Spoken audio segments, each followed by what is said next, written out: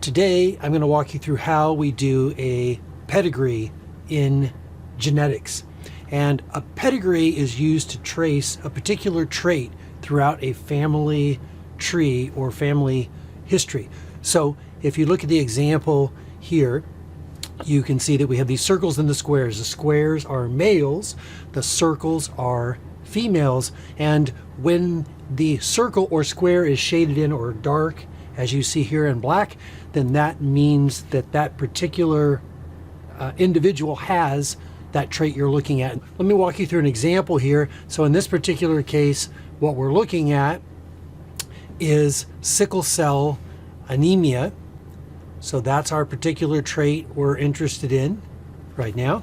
And so again, any individuals where you have circles, those are females, squares are males, and when it's shaded in like that, that particular individual has the trait you're talking about.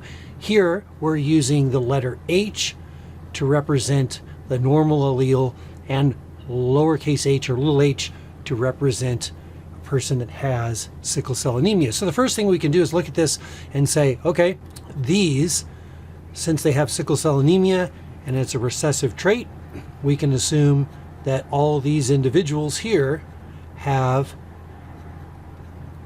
this as their genotype. Remember, genotype is the genetic makeup and phenotype is the physical outward appearance of that particular genotype. So the next question is to figure out then, what are the other individuals? Okay, and this is a little bit trickier, but what you do is if you look down here, you know that these are two females that are not, that do not have sickle cell anemia. So the question is, are they heterozygous or are they homozygous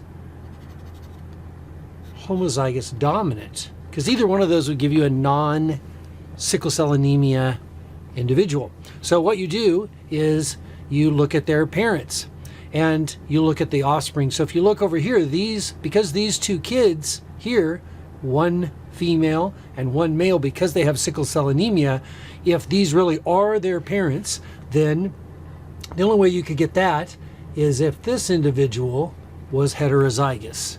And when you do that particular cross, if we were to set up our Punnett square, right, and do a cross between those individuals, we would see that the non-inflicted individuals can only be like this. Okay, so we come back up here, we have the same thing. We have a male and female here that have sickle cell anemia. They have one sister that does not. And so how would that happen? We try to figure out once again whether they're homozygous dominant or recessive. They're in this particular case, their mother.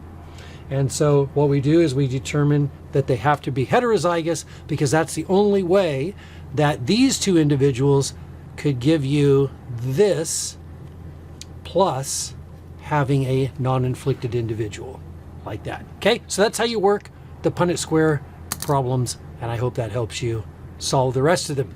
The other thing I'll mention is that when you do these Punnett squares, it is known that this is generation 1, this is generation 2, and this is generation 3.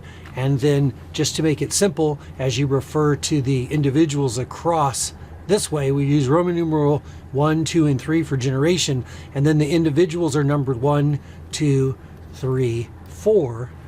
So that's generation 1, individual 1, 2, 3, 4. And then you would do the same thing down here, but this is generation 2. You start your numbering over again. So it's 1, 2, 3, 4, 5, 6, 7. Okay, there you go.